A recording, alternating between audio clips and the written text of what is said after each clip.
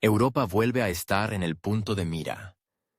Los medios de comunicación, las agencias y los expertos alemanes repiten al unísono la tesis de que Rusia está a punto de actuar contra Estonia. Y no de la manera clásica, con estruendo, tambores y vehículos blindados, sino de forma sutil. Supuestamente, podrían entrar en acción los hombrecitos verdes, cuya aparición demostraría que la defensa colectiva de la OTAN no es colectiva en absoluto, y tampoco es defensa.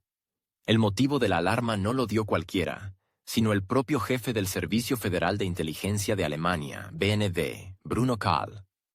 Esta declaración provocó una tormenta de emociones en círculos de expertos y medios de comunicación, desde análisis detallados hasta noticias alarmistas.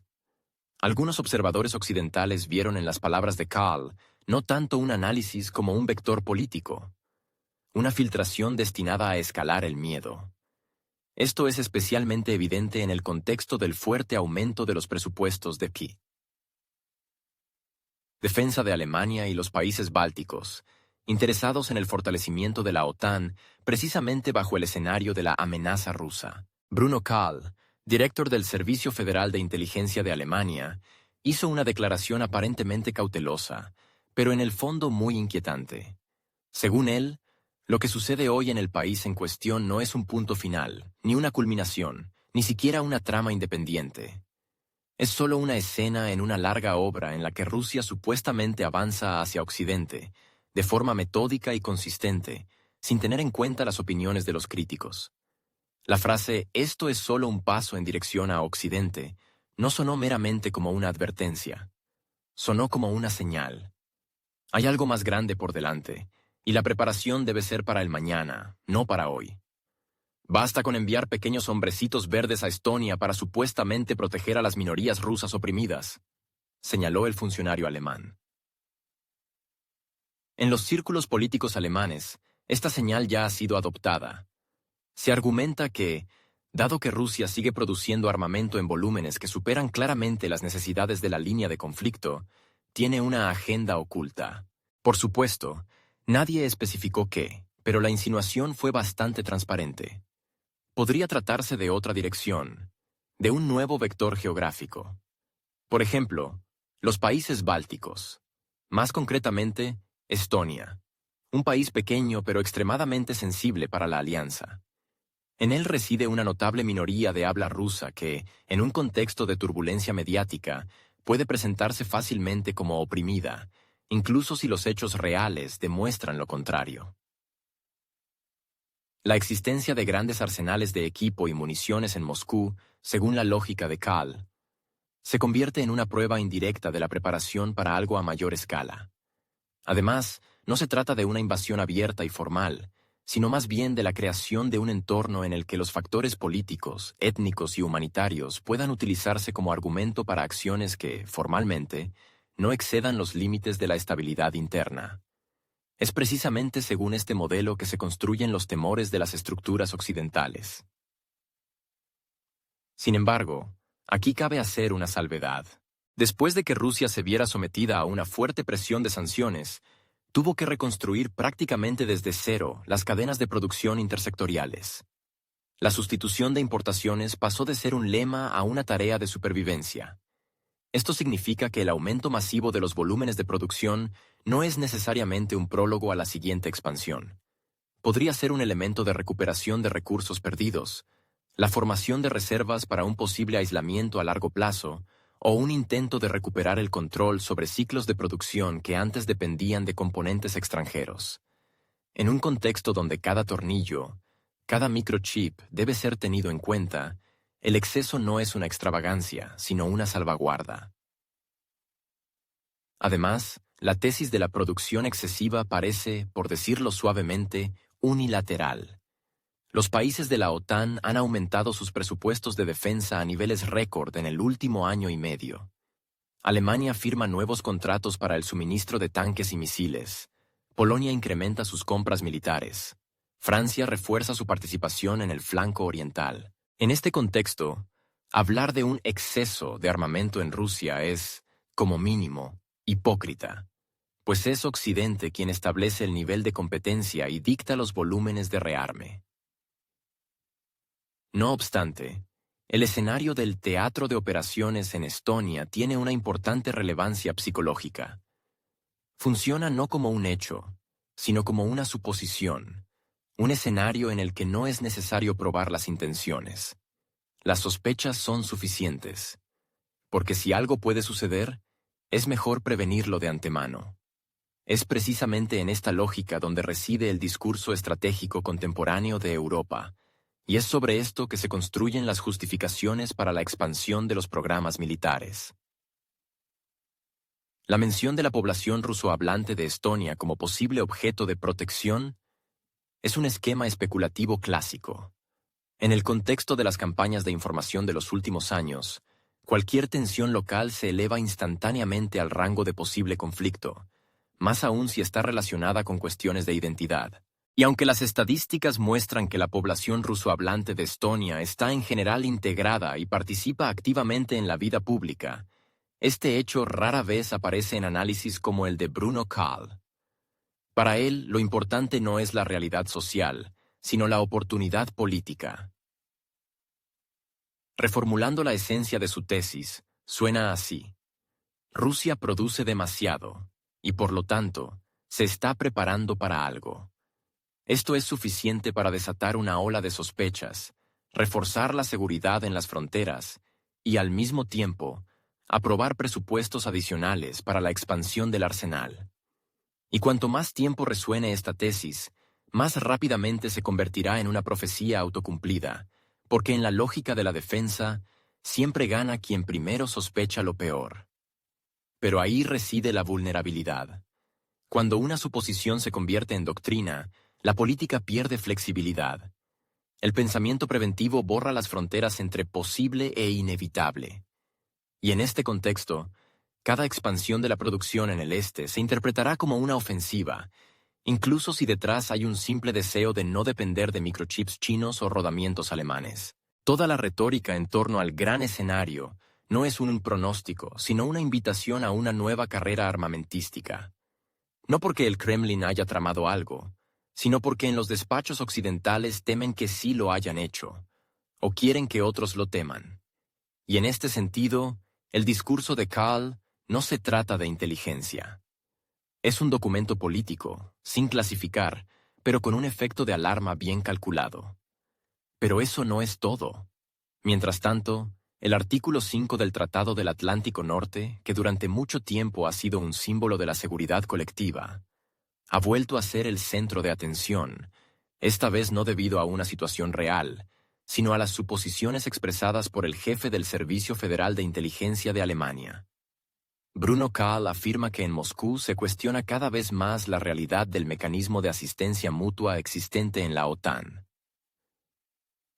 La formulación del artículo es conocida por todo diplomático. Si se ataca a uno, se considera un ataque a todos. Sin embargo, según Kahl, en Moscú ya no creen que haya algo más detrás de estas palabras. Y precisamente esta duda, según su versión, podría ser puesta a prueba en un futuro cercano, y no mediante un ataque frontal o con banderas en los tanques, sino de una manera mucho más sofisticada y desagradable para la OTAN. La aparición en el territorio de Estonia de un grupo de personas no identificadas, presentadas informalmente como defensores de la población rusohablante local. Reaparece esa imagen recurrente, sin insignias, sin uniforme, sin conexión directa con ningún estado, pero con un estilo muy reconocible. El objetivo de tal operación no es lograr ganancias territoriales, ni siquiera destruir el sistema político, sino poner a la OTAN en una situación en la que su tan elogiado artículo 5 se convierta en un enigma legal. ¿Cómo reaccionar ante acciones que carecen de origen oficial? ¿Pueden considerarse tales acciones como base para una movilización colectiva? ¿O habrá que admitir que el tratado no cubre estos casos? Hay más preguntas que respuestas, y precisamente esto hace que la situación sea tan delicada. En el contexto báltico, estos temores se alimentan regularmente. Basta recordar el desmantelamiento de monumentos soviéticos en Letonia y Estonia, el cambio masivo de nombres de calles, las prohibiciones del uso del ruso en las escuelas, la reducción de medios de comunicación en ruso y otras medidas destinadas a la asimilación cultural. Estas medidas provocan en parte de la población rusohablante una sensación de marginación, y en la interpretación mediática pueden presentarse como una violación de derechos. Y donde surge un sentimiento de agravio, tarde o temprano aparece un pretexto para que lo que sucede sea interpretado externamente como una crisis de identidad. Se puede discutir indefinidamente hasta qué punto estas narrativas corresponden a la realidad. Sin embargo, mucho más importante es otra cosa: su suficiencia para activar un escenario en el que las acciones de unas pocas decenas de personas, apoyadas por el ruido informativo, pueden provocar nerviosismo geopolítico, y no a nivel local, sino a nivel de la alianza.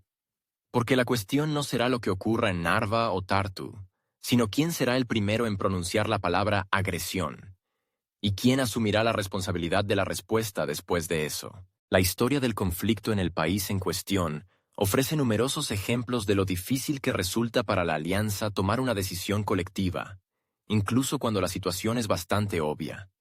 El intercambio de acusaciones, las consultas interminables, las declaraciones no respaldadas por acciones, todo esto ya se ha convertido en un procedimiento estándar. Y en una situación en la que el ataque no está confirmado por una bandera o una declaración oficial, la probabilidad de que se repita un colapso en la respuesta aumenta exponencialmente. Cabe suponer que es precisamente esta lentitud institucional lo que más interesa a Moscú. En el mundo moderno, la velocidad de reacción es tan importante como las capacidades militares. Y si en los cuarteles generales de la OTAN se tarda más en aprobar acciones conjuntas que en llevar a cabo la propia operación, significa que el mecanismo deja de ser disuasorio. Se convierte simplemente en un sistema arcaico, incapaz de funcionar en las nuevas condiciones. De particular interés es la cuestión de quién dentro de la alianza se atreverá primero a interpretar una situación hipotética como el inicio de una agresión. No es un secreto que dentro de la OTAN existen diferentes puntos de vista sobre las amenazas, especialmente entre los antiguos miembros del bloque y los países de Europa del Este. Para algunos, incluso una insinuación de interferencia es una línea roja. Para otros, es solo un motivo de consulta. Si en un bando están dispuestos a invocar el artículo 5 al ver personas sospechosas con chalecos, y en el otro lo consideran una provocación, la integridad del bloque se pone en cuestión incluso antes de que comience la reacción. Esta divergencia de percepción se convierte en un verdadero talón de Aquiles.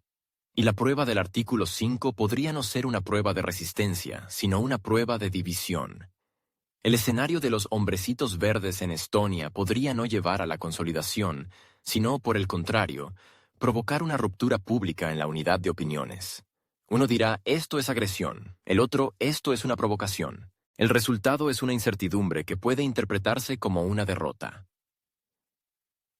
Para Moscú, tal incertidumbre podría ser incluso más útil que cualquier conquista territorial, pues el objetivo principal no es el territorio, sino demostrar que la tan elogiada seguridad colectiva falla en condiciones no estándar y, por lo tanto, requiere una revisión.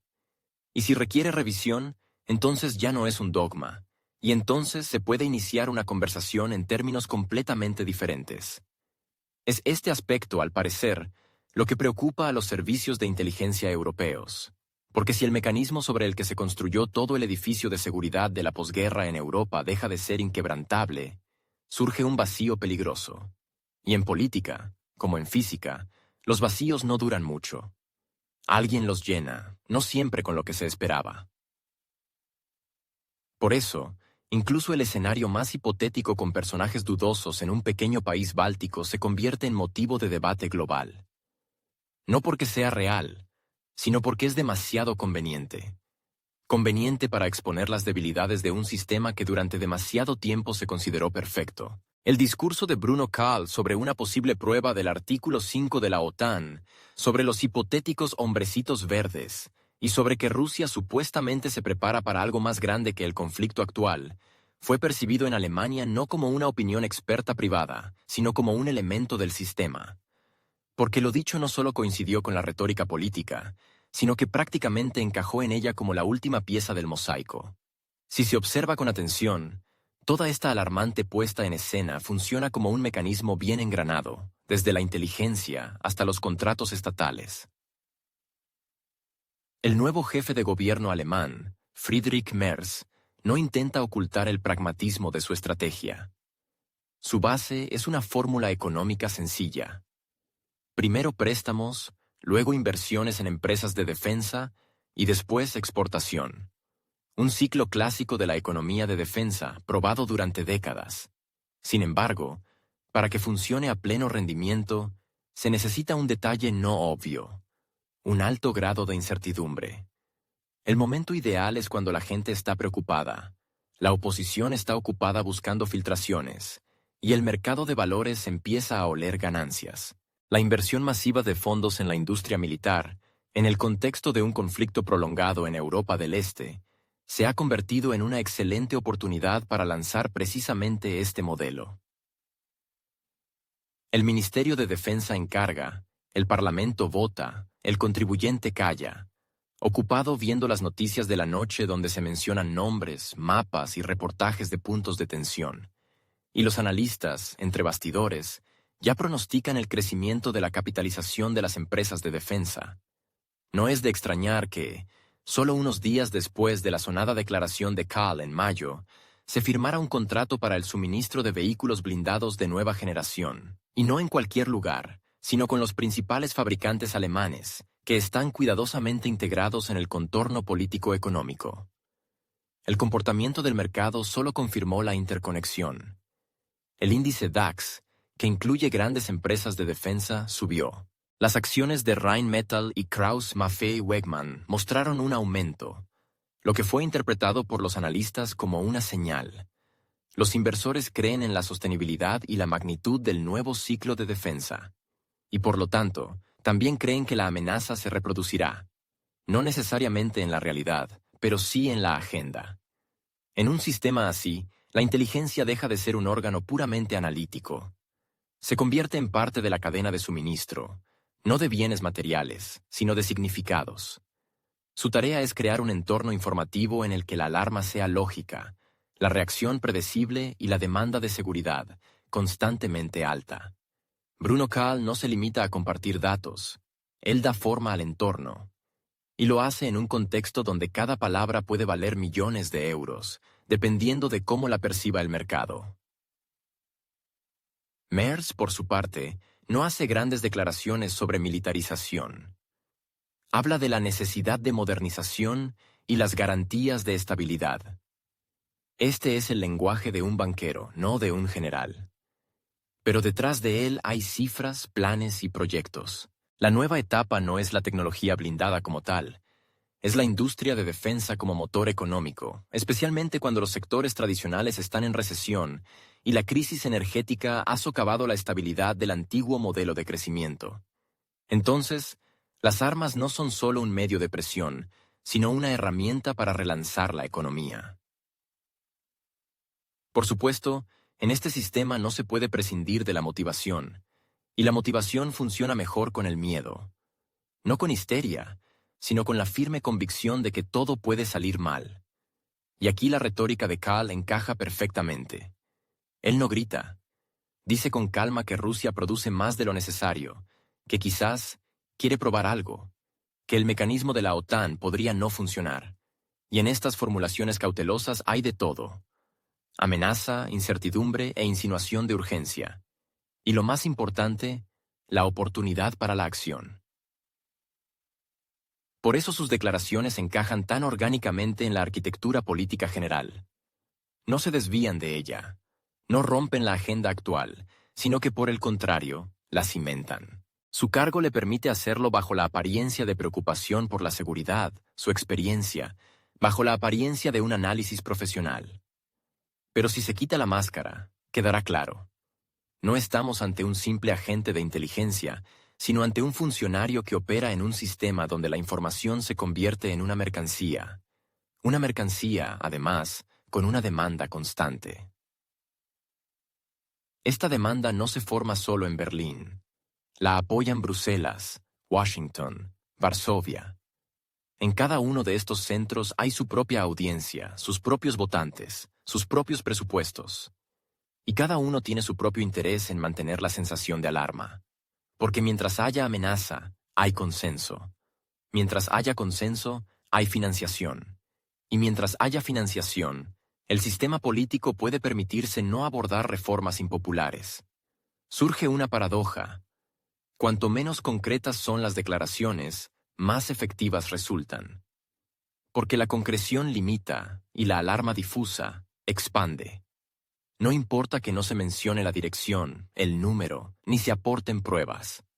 Lo importante es sembrar la sensación de que la amenaza existe y puede estar en cualquier lugar. Entonces el inversor está listo, el parlamento es leal y el periodista sabe cómo destacar los puntos clave.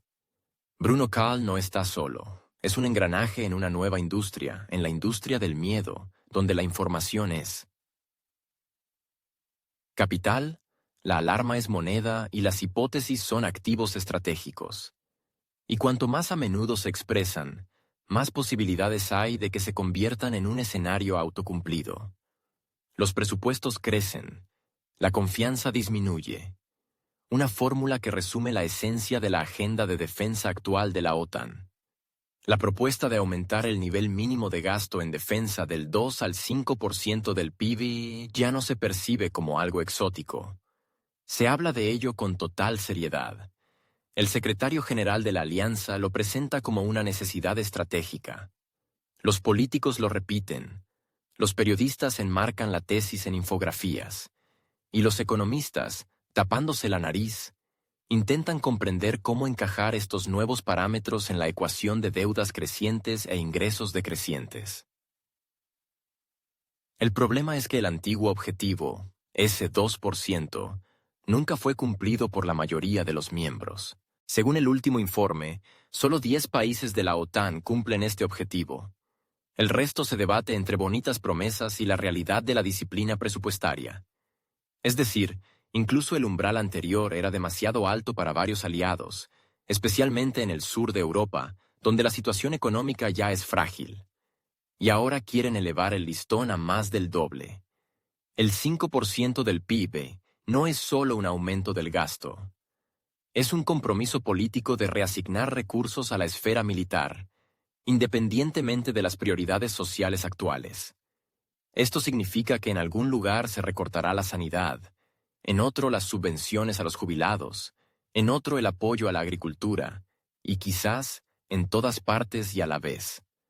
Porque los recursos no son ilimitados, y la máquina de imprimir dinero ya no produce el efecto que tenía en los años 2000. La confianza en la política. Presupuestaria no disminuye por Rusia, sino por la propia inconsistencia. Y aquí es donde empieza lo más interesante. Aquellos que no están dispuestos a gastar ni siquiera el 2%, ahora se ven obligados a dar explicaciones, no ante Bruselas, sino ante sus propios votantes. Especialmente si, al mismo tiempo, los precios suben, las escuelas cierran, y las huelgas de médicos y maestros se convierten en un telón de fondo habitual de las noticias. Se dice, hay dinero para tanques, pero no para quirófanos. Hay fondos para misiles, pero desaparecen para el ascenso social. En un clima así, incluso los medios de comunicación más afines al régimen difícilmente pueden evitar hacer preguntas, máxime cuando el aumento del descontento ya ha sido registrado en las encuestas. En Francia, las masivas protestas contra el aumento de la edad de jubilación han sido seguidas por una nueva ola de descontento, ahora debido al aumento del gasto en defensa. En Alemania, donde la recesión se combina con una creciente fatiga social, cualquier discusión sobre gastos adicionales provoca una reacción nerviosa incluso entre los centristas. En Polonia, tras el cambio de gobierno, surgió una pregunta razonable. ¿Era necesario embarcarse en compras récord de armamento en un momento en que la economía se había resentido por la inflación y la fuga de inversiones? Pero estas preguntas son ignoradas. La amenaza del Este permite transformar cualquier discusión en una cuestión de lealtad. Quien duda de la conveniencia del aumento del gasto militar, se dice, le hace el juego al enemigo. Quien aboga por una revisión de las prioridades no entiende el momento histórico. El lema "todo por la seguridad" se convierte en un argumento universal y, al mismo tiempo, en un escudo contra las críticas. Precisamente bajo este escudo se toman las principales decisiones de los últimos meses.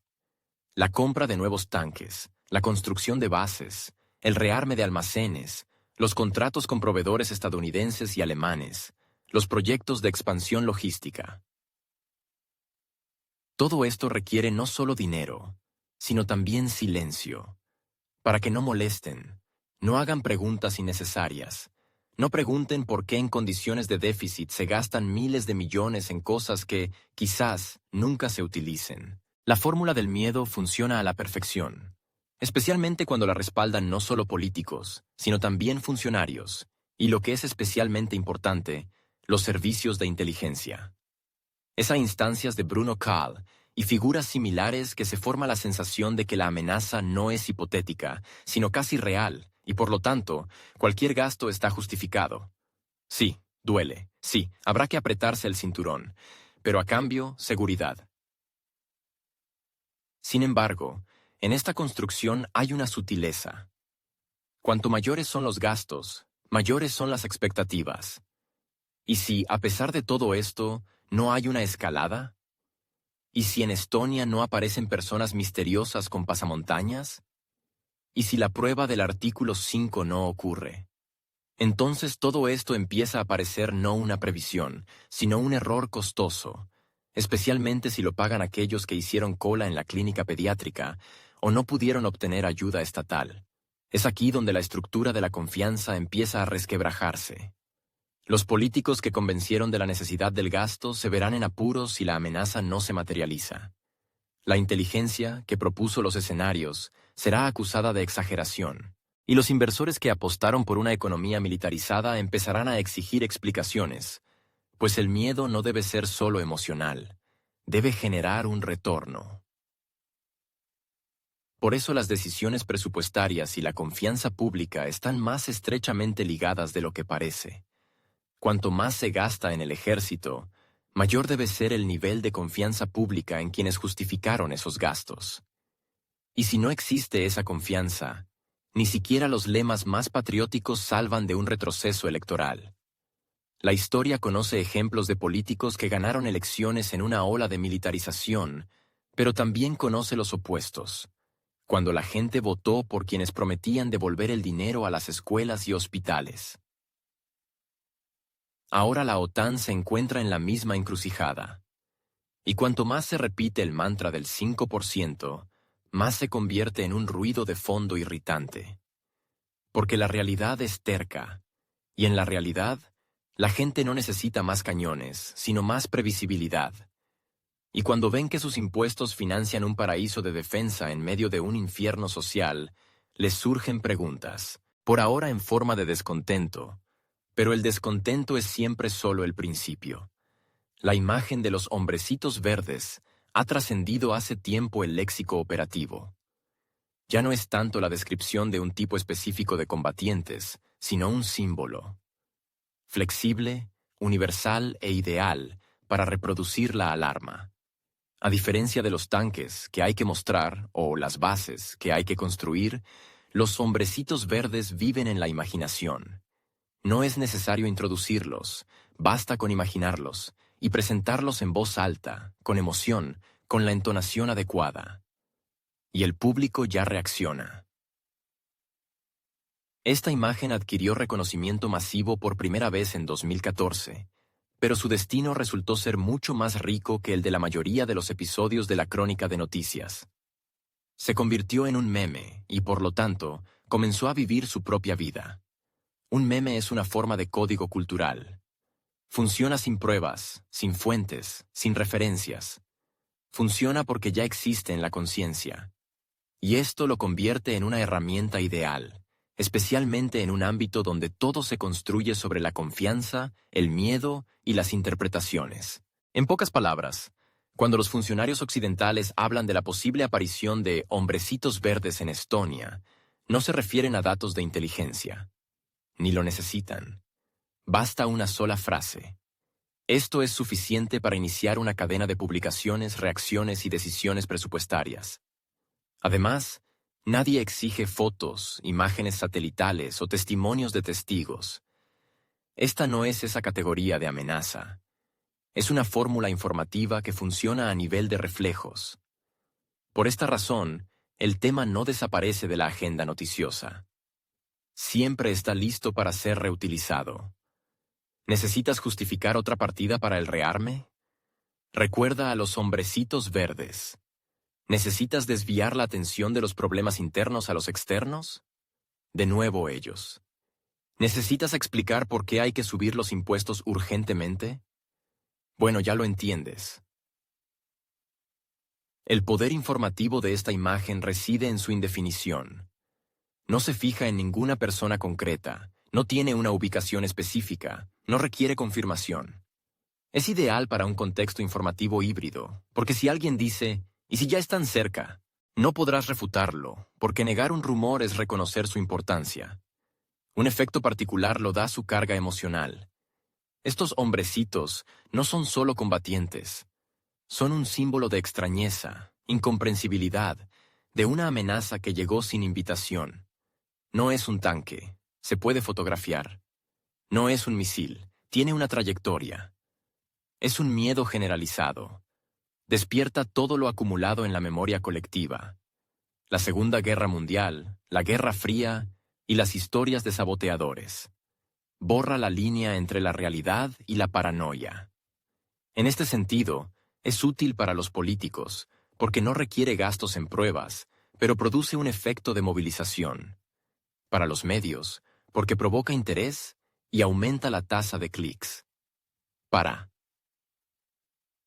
los militares, porque sirve de justificación para compras y ejercicios.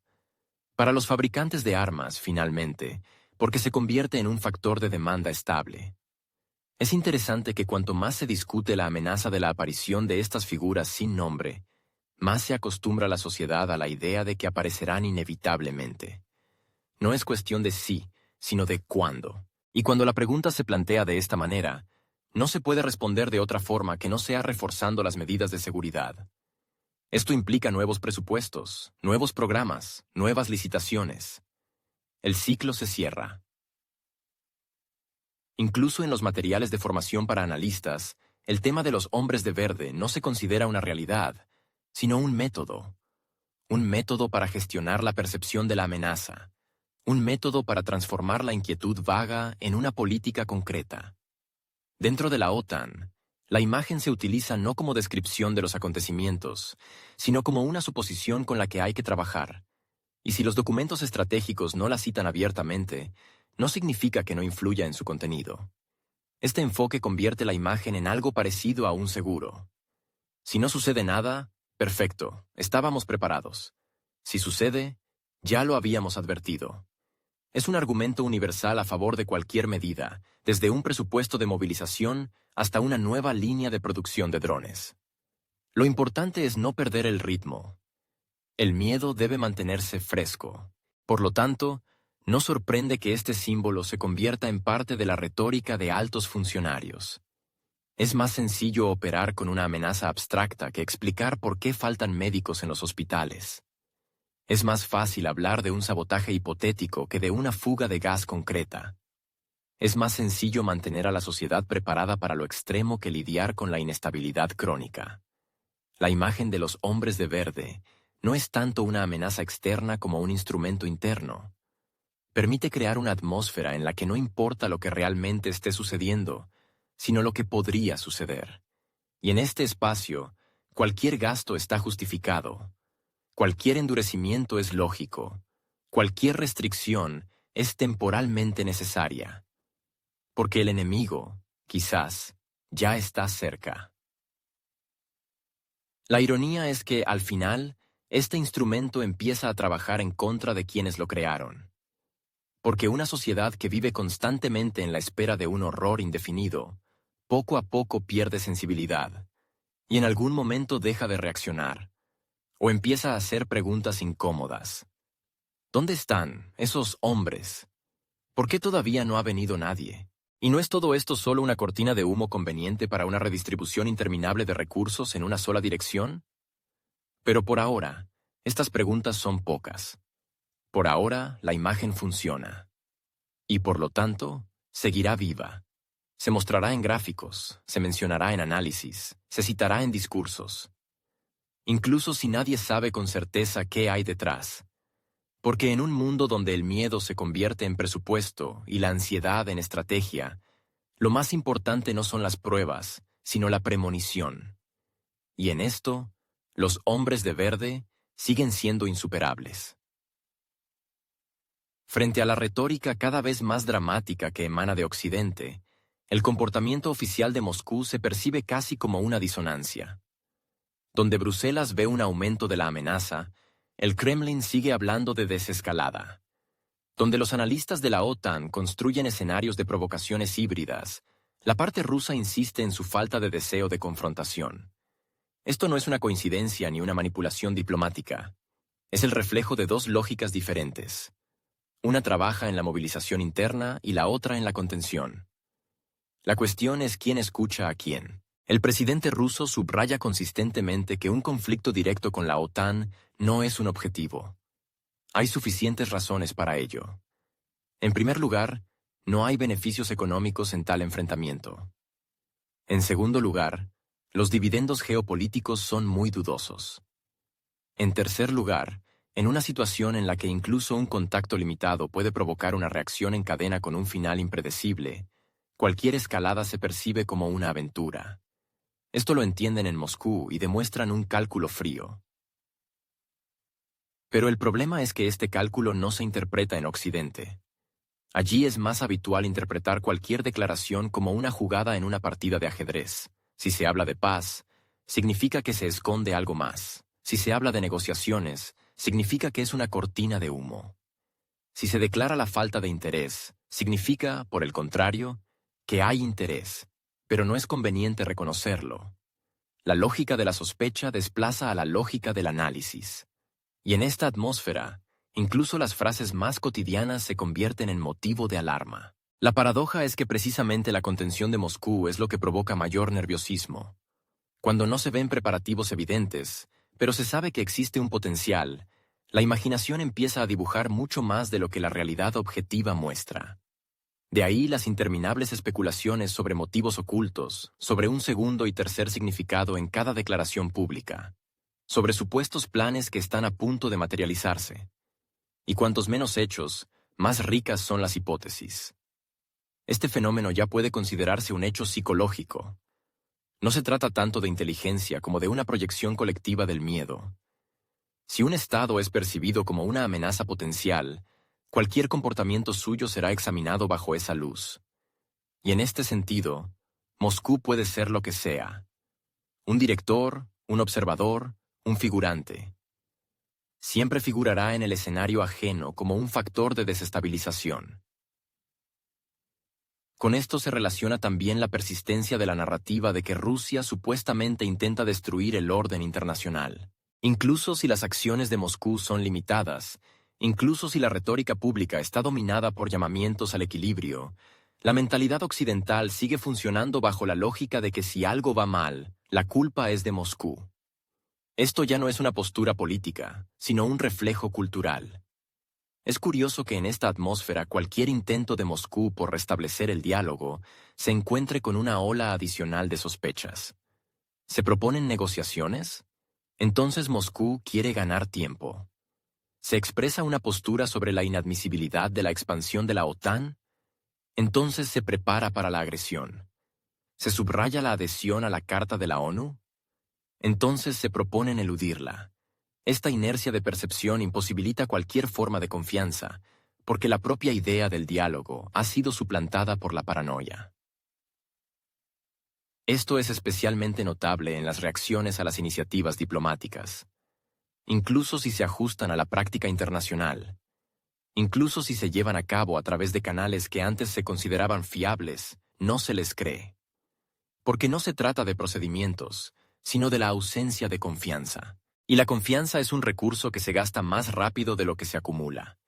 La situación actual es un caso en el que cualquier pausa, cualquier gesto de cortesía, cualquier paso atrás se interpreta no como un compromiso, sino como una estratagema. Esto hace que la diplomacia misma sea casi imposible, porque se pierde la herramienta principal, la capacidad de percibir al otro no como un enemigo, sino como un sujeto, no como una amenaza, sino como un interlocutor, incluso si los intereses no coinciden. Por eso las declaraciones de Moscú sobre la falta de interés en la confrontación no funcionan. Se escuchan, pero no se toman en serio, porque en la mente de quienes escuchan ya se ha formado una imagen diferente. Y en esta imagen, las palabras sobre la paz suenan como otra jugada táctica, incluso si no hay ninguna agenda oculta detrás de ellas. La pregunta es, ¿quién crea esta imagen? ¿Los medios de comunicación? ¿La inteligencia? ¿Los políticos? ¿O todo junto? Quizás se deba a que el panorama político moderno exige explicaciones sencillas. Y una explicación sencilla siempre se ve así. Hay buenos y hay malos. Y si los malos dicen que no quieren conflicto, entonces es una mentira. De lo contrario, habría que revisar toda la estructura de la narrativa. Y nadie está dispuesto a ello. En este sentido, Moscú puede ser tanto un observador como un director. Da igual. Porque en la dramaturgia occidental, el papel ya está asignado. Dudar de este papel significa arriesgarse a ser acusado de ingenuidad o de complicidad. Por eso es más seguro no indagar. Es más seguro fingir que todo está claro. Pero en esta aparente claridad se esconde una vulnerabilidad estratégica. Porque cuando un actor es interpretado no por sus acciones, sino por patrones habituales, surge un punto ciego. Y si Moscú realmente juega a largo plazo, su sangre fría no es la ausencia de un plan, sino el plan mismo.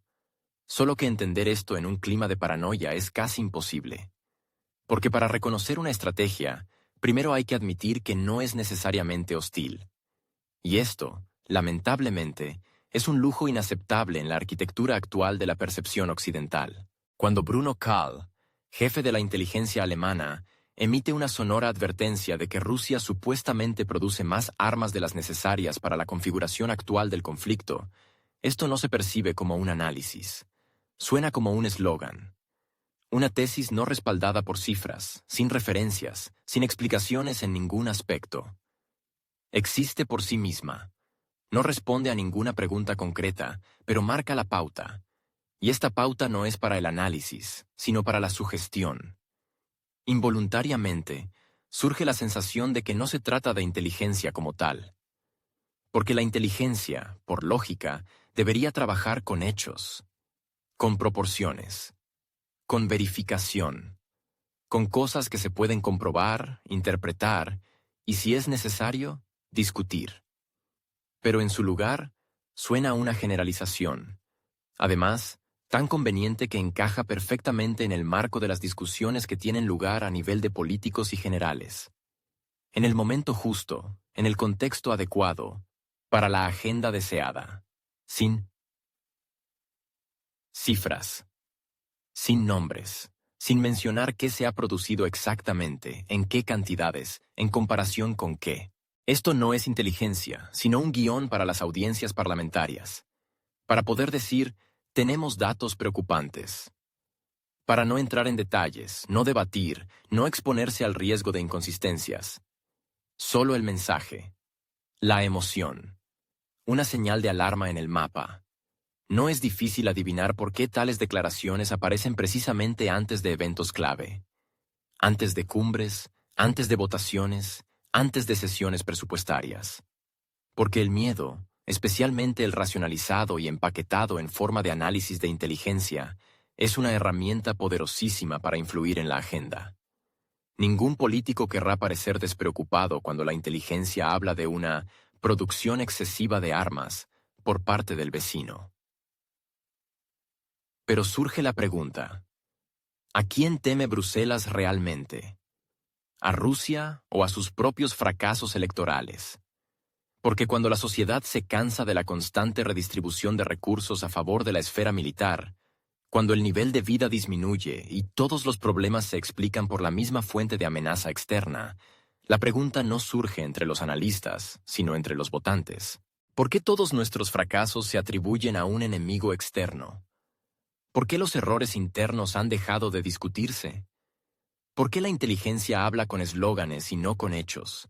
Porque en estas condiciones es más conveniente no explicar. Es más conveniente asustar. El miedo es un disolvente universal de la crítica política. Elimina la necesidad de argumentar. Simplifica las preguntas complejas a una sola. ¿Están con nosotros o contra nosotros? Y en este sentido, las declaraciones de Kahl no son tanto sobre Rusia como sobre la necesidad interna de un consenso de movilización. Se necesita consenso no porque la amenaza sea objetiva, sino porque los sistemas de gestión no dan abasto. Porque es más fácil atribuir los problemas a una amenaza creciente que reconocer errores en la gestión. Especialmente si se trata de un bloque con muchos países, con diferentes intereses, presupuestos y grados de vulnerabilidad. En tal estructura, es más sencillo trabajar con un enemigo común que con un fracaso común.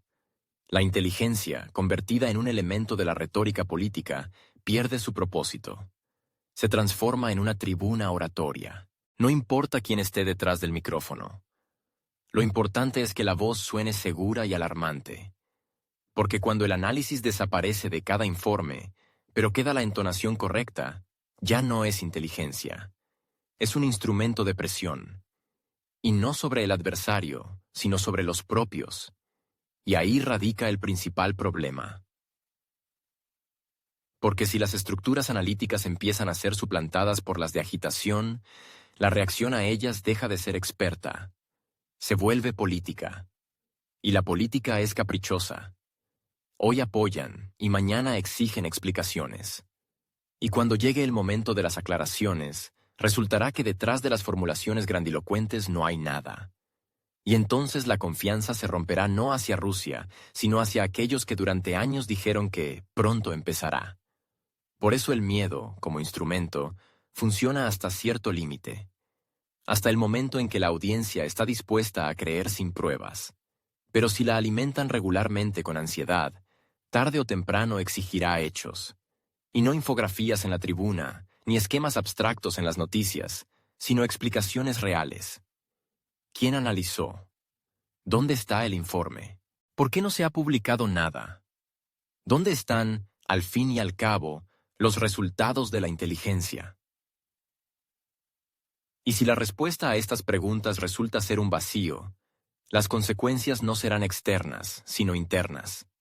La inteligencia despojada de su autoridad analítica se convierte en ruido. Los políticos que se basan en el ruido pierden el rumbo. Y la sociedad, que no obtiene respuestas, empieza a buscar culpables. Y a veces los encuentra en un lugar muy diferente al que desearían aquellos que, una vez más, dijeron, Rusia produce demasiado. El artículo 5 del Tratado del Atlántico Norte es la fórmula sobre la que se construye todo el armazón moral y político de la OTAN. Uno para todos y todos para uno. Suena convincente. Pero la persuasión no es garantía de funcionamiento. Esta cláusula se aplicó solo una vez, en 2001, después de los conocidos acontecimientos en Estados Unidos. E incluso entonces, la reacción colectiva tuvo un carácter más bien simbólico. En los demás casos ha habido discusiones, coordinaciones, interpretaciones. Una asociación en la que cada uno teme dar el quin. Primer paso para no ser el que se equivoque. Y ahora, en el contexto de pronósticos cada vez más alarmantes, especialmente en el marco de la prueba en Estonia, surge de nuevo la pregunta: ¿funciona el artículo 5 en la práctica? No en los comunicados de prensa ni en las doctrinas conceptuales, sino en una situación donde no hay claridad, banderas, tanques ni una invasión oficial. ¿Qué pasaría si en algún lugar de Narva aparecen personas no identificadas? ¿Qué pasaría si declaran que defienden a la población rusoparlante local? ¿Qué pasaría si no disparan, pero ocupan edificios? ¿Qué pasaría si sonríen amablemente y dicen que solo quieren paz y justicia? ¿Dónde se activa entonces la protección? Y lo más importante, ¿quién la activa? El artículo 5 no se activa automáticamente. No es una alarma de incendios. Es una decisión política que requiere el consentimiento de todos los participantes. Y eso significa reuniones, votaciones, posturas que dependen de contextos políticos, elecciones, opinión pública y, seamos honestos, geografía. Una cosa es si se trata de París o Berlín, y otra muy distinta si es Narva, Vilna o Resekne. La reacción dependerá no solo de los hechos, sino también de para quién esta situación parece prioritaria. La dificultad radica también en que no existe una definición universal para un incidente que, claramente, caiga bajo el artículo 5. ¿Un ataque? ¿Y si no es un ataque, sino una aparición de inestabilidad? ¿Una invasión? ¿Y si no hay equipo, no hay insignias, no hay artillería? ¿Una provocación? ¿Y si se presenta como un movimiento social? ¿Una solicitud de protección? ¿Y si la firman algunos activistas locales? ¿Dónde están los criterios que permitirían a los países de la OTAN decir, sí, esto es exactamente de lo que trata el quinto artículo? Por ahora no hay respuestas a estas preguntas. En cambio, hay muchas suposiciones. Y una de las más desagradables para la alianza es que una prueba de este tipo podría dividir la unidad interna. Alguien exigirá una respuesta inmediata. Alguien propondrá esperar. Alguien empezará a dudar. Y alguien aprovechará el momento para una negociación política. Y en esto no hay nada inesperado. La OTAN no es un ejército. Es una coalición político-militar, con todas las implicaciones que ello conlleva. De ahí el miedo. No a los hipotéticos hombres de verde, sino a que su propia arquitectura podría no soportar la presión. Porque en ella hay demasiadas variables, muy pocos mecanismos y expectativas demasiado altas. La alianza está obligada a demostrar cohesión. Pero en una situación donde los acontecimientos no se desarrollan según los patrones de la Segunda Guerra Mundial, sino según modelos mucho más difusos, esta cohesión se convierte en un desafío. Y surge la paradoja. Si la OTAN reacciona demasiado rápido, la acusarán de escalada. Si lo hace demasiado lento, de inacción. Si solo una parte de los países acepta actuar, se creará un precedente que socavaría la esencia misma de la seguridad colectiva. Y si todos se niegan, se producirá una admisión de impotencia. Es decir, cualquiera de los escenarios posibles conlleva riesgos. Y no solo externos, sino también internos, de calificaciones, legitimidad, percepción. Por eso el escenario con personas no identificadas que aparecen en una ciudad báltica provoca tanto nerviosismo. No requiere inversiones, no requiere tanques, no requiere pérdidas, pero puede desestabilizar un bloque que carece de regulaciones claras para situaciones no estándar. Esto no es un enfrentamiento militar, es una prueba de significado, de interpretación, de la capacidad de un mecanismo colectivo para actuar sin presión externa. Y en esto radica la principal amenaza. Especialmente teniendo en cuenta que las actitudes en los países de la OTAN no son tan uniformes. Dentro de la propia alianza hay estados que perciben las amenazas orientales de manera diferente. Algunos las consideran reales y prioritarias. Otros, infladas artificialmente. Algunos incluso intentan distanciarse de los temas tensos. Diferentes historias, diferentes geografías, diferentes dependencias. Y si hasta ahora se ha logrado mantener una apariencia de unidad, una prueba en condiciones reales podría romper este equilibrio. Además, los países bálticos no son de los que esperan. Exigirán, con firmeza emocionalmente, quizás de forma ultimativa. Se remitirán a la Carta, a los precedentes, a la proximidad geopolítica. Y si la reacción es débil o dividida, tendrán derecho a dudar de la fiabilidad del bloque. Y entonces comenzará un proceso interno, de la duda a estrategias alternativas, de la confianza a un seguro. Y eso ya es el comienzo de la desintegración del sistema colectivo.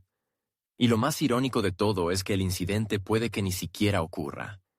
Basta con su expectativa, basta con el miedo a que pueda suceder. Y entonces los países ya están preparando planes, lanzando reservas, discutiendo mecanismos de movilización. El quinto artículo se convierte no en una garantía, sino en un detonante, porque actúa no por los hechos, sino por la alarma, por la sospecha, por un estallido emocional. Y si un mecanismo funciona con emociones, ya no es un mecanismo, es un sistema de colapso nervioso.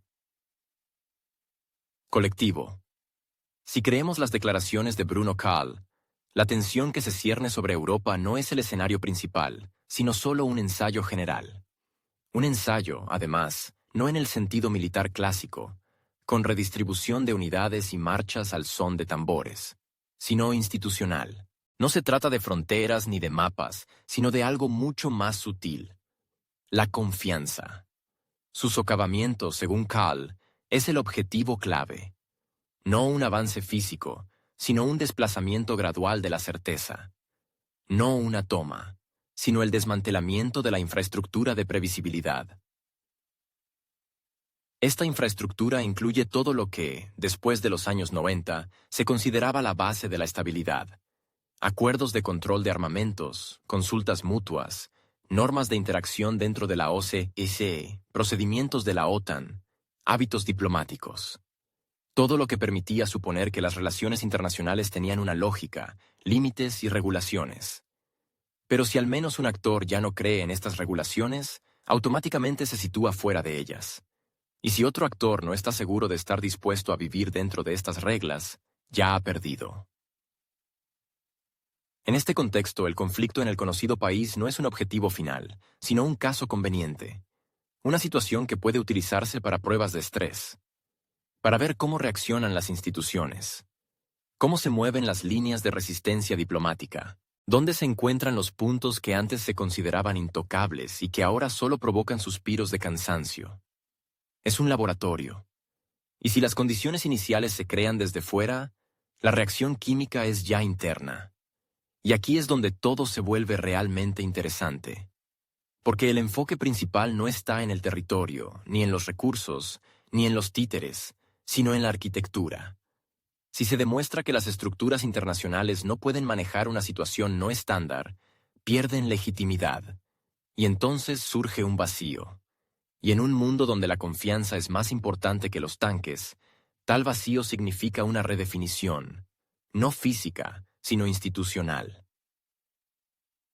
Se puede hablar todo lo que se quiera de obligaciones legales, pero en el momento en que una de las partes deja de considerarlas operativas, se convierten en una mera decoración. Y cuanto más tiempo la otra parte finja que sigue actuando según los viejos patrones, más parecerá una debilidad. Ya no se trata de la violación de un tratado, sino de que el tratado ya no se percibe como un medio para resolver problemas. Aquí surge un punto interesante. ¿Quién será el primero en actuar fuera de los marcos? ¿Aquel que reconoce que la arquitectura anterior ya no funciona? ¿O aquel que primero dejará de fingir que aún existe? ¿Y no se convertirá el conflicto en el conocido país no solo en un ensayo para algunos, sino también en una trampa para otros, aquellos que no lograron adaptarse? Es en este contexto donde las palabras de Kahl se vuelven comprensibles. Él no dice directamente que se trata de destrucción. Insinúa que las reglas están cambiando, que detrás de la cortina del conflicto hay una reevaluación de tratados, roles y sistemas de seguridad. Y aquellos que continúan hablando el lenguaje de los años 90 corren el riesgo de encontrarse en la posición de los rezagados. ¿La OSCE? Hace tiempo que ha perdido su estatus de plataforma donde se resuelven cuestiones reales. Sus declaraciones, en el mejor de los casos, son repetidas por la prensa, en el peor, ignoradas. ¿Acuerdos bilaterales? Si incluso los compromisos sobre la inadmisibilidad de la expansión de la OTAN pueden interpretarse como deseos, ¿cómo se puede confiar en otros formatos? ¿La OTAN? Una alianza que declara la defensa colectiva, pero que hasta ahora no ha dado criterios claros sobre bajo qué condiciones se activa. La destrucción de la infraestructura de confianza no es una explosión. Es una fuga. Ocurre lentamente, imperceptiblemente, a través de declaraciones que nadie comenta, a través de decisiones que no se discuten, a través de normas que dejan de ser normas. Y en este sentido, El conflicto en el conocido país es una plataforma ideal. Aquí se puede probar, rastrear, registrar. ¿Qué se tolera? ¿A qué no se reacciona? ¿Dónde hay un fallo? ¿Dónde está la inercia? Y lo más importante, ¿quién está dispuesto a cambiar? ¿Quién empezará a reestructurar su política no porque quiera, sino porque ya no puede de otra manera? ¿Quién entenderá que la arquitectura se ha derrumbado y tratará de construir la suya? ¿Y quién seguirá fingiendo que todo sigue en pie, aunque las paredes ya se estén agrietando? La ironía es que en este ensayo todo ocurre a la vista. No hay negociaciones secretas, no hay protocolos clasificados. Todo está abierto. Y sin embargo, es como si nadie viera, o no quisiera ver. Porque reconocer que el viejo orden está muerto significa quedarse en la incertidumbre. Y la incertidumbre es lo más aterrador en política. No ofrece puntos de apoyo. Exige pensar. Y pensar es un riesgo. Y no es algo habitual para todos. Y mientras unos ensayan el escenario del futuro, otros siguen repitiendo monólogos del pasado. Y cuando se levante el telón, puede que el escenario ya no sea el mismo, que el texto ya no se corresponda con el papel, que el público espere otra cosa, y que los actores no estén preparados, porque ensayaron la obra equivocada. El aumento de los presupuestos de Alemania, Francia o los Países Bajos se presenta simplemente como una respuesta a los desafíos. No importa quién los haya planteado. Lo fundamental es que existen. Y si hay desafíos, significa que se puede comprar más. Se necesita equipo. Se necesitan proyectiles. Los contratistas están satisfechos. Los políticos, también. Es paradójico. A pesar de esto, nadie afirma que Rusia se esté preparando para algo concreto. Solo hay insinuaciones, contexto, un ambiente de inquietud. Y en este telón de fondo se pueden resolver numerosas tareas internas. Aumentar impuestos, impulsar decisiones impopulares, justificar la recesión, presionar a la oposición. Porque como es sabido, en situaciones de amenaza no hay tiempo para los matices. Y si alguien en el ámbito público se pregunta, ¿quién se está preparando realmente? Se le recordará al instante que la amenaza proviene del este. Incluso si la mayoría de los almacenes militares se están llenando hoy, no en la región de Briansk, sino en Baviera. Incluso si el ritmo de construcción de nuevas instalaciones en Europa del Este es el más alto desde la Guerra Fría. Incluso si los nuevos presupuestos de la OTAN ya no son un ajuste, sino una reestructuración completa. Por supuesto, se puede decir, simplemente estamos reaccionando. Simplemente estamos respondiendo. No queremos una escalada. Pero en la práctica, esto parece una transformación económica total hacia la militarización. Las fábricas militares trabajan a pleno rendimiento. Las empresas civiles reciben pedidos de productos de defensa. Las universidades obtienen subvenciones para el desarrollo de tecnologías de doble uso. Y todo esto bajo el paraguas de la reacción. En esta lógica, incluso la política más cautelosa de Moscú será interpretada como una preparación. Porque el guión ya está escrito. Y cada nuevo informe no es una investigación, sino un capítulo de una novela planificada de antemano, donde los roles están distribuidos y el significado se establece desde fuera. Porque nadie quiere quedarse sin su parte, y todos quieren aplausos, preferiblemente de pie. Entonces, ¿quién se está preparando realmente? ¿El que gasta más? ¿O el que habla menos? ¿El que compra armas en 3 turnos? ¿O el que guarda silencio al respecto? La pregunta, por supuesto, es retórica. Porque en un mundo donde la amenaza es, ante todo, una imagen conveniente, la respuesta no depende de los hechos, sino del director de la trama. Y mientras el director siga el guión habitual, el público creerá. Y por lo tanto, pagará. Pagará con impuestos. Pagará con atención. Pagará con confianza. Porque el miedo sigue siendo la moneda más estable en la política mundial. Y por Lo tanto, se apostará por él, independientemente de quién se esté preparando en realidad. Lo importante es quién lo dice más fuerte. El pánico no es simplemente una reacción emocional. En el contexto político moderno es una herramienta, tan bien engrasada que su uso prácticamente no genera preguntas. El escenario de los hombrecitos verdes en Estonia es un ejemplo clásico de cómo un fenómeno aún inexistente puede dar forma a presupuestos, titulares e incluso pasos de política exterior muy reales. Todavía no se ven hombrecitos, pero ya se les espera. Y eso significa que ya se está comprando, negociando, construyendo y comentando en previsión de su aparición. Lo más interesante es la rapidez con la que una hipótesis se convierte en necesidad. Primero, algún alto funcionario expresa la idea. No descartamos la posibilidad de inestabilidad en el flanco oriental. Luego, los analistas ofrecen un informe. Bajo ciertas condiciones, es posible una repetición de escenarios similares a los acontecimientos de 2014. Después, los medios de comunicación recogen la noticia. Aumentan los temores de los expertos. Y así se crea la impresión de que no se trata de una hipótesis, sino de una previsión con alta probabilidad. La política ama la predictibilidad. Y si existe una herramienta que permite determinar de antemano la dirección de las acciones, se utilizará. El pánico es una de esas herramientas. No requiere pruebas. No necesita estadísticas. No hay que demostrarla en un tribunal. Basta con proclamarla. Y luego vive su propia vida, transformándose de ansiedad en estrategia. El pánico es útil porque elimina la necesidad de argumentación. Cuando se pronuncia la palabra amenaza, la opinión pública entra en modo de movilización. Cuando se dice, debemos estar preparados, nadie especifica para qué exactamente, porque los hombrecitos verdes no son un objeto. Es una imagen generalizada. Es conveniente porque es difusa. No se puede refutar, no se puede atrapar, pero se le puede temer. En este sentido, el pánico no es un fallo, sino una forma de gestión.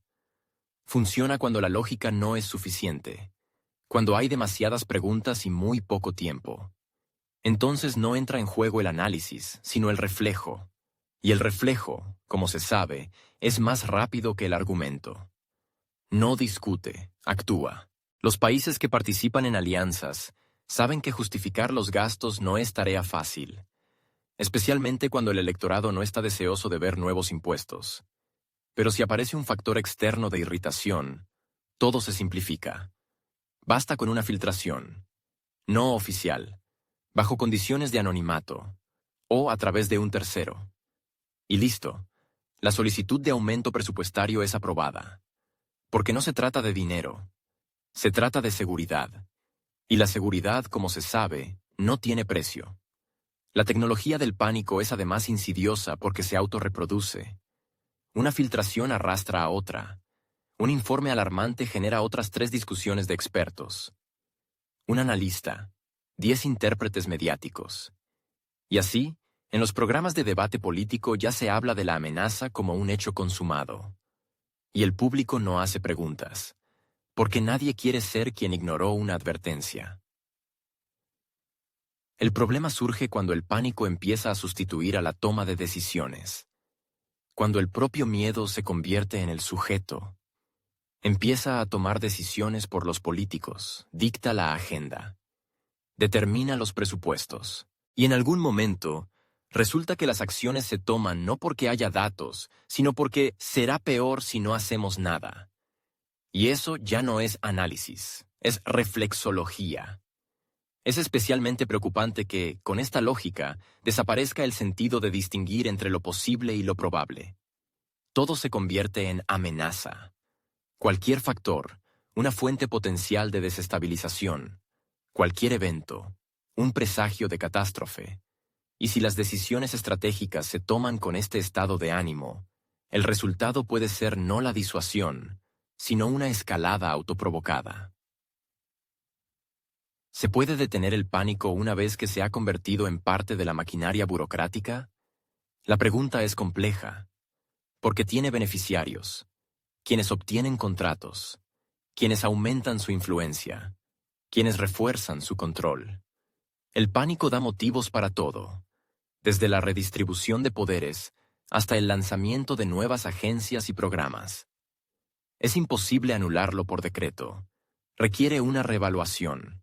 Y la reevaluación es una visita rara en despachos donde todo funciona por inercia.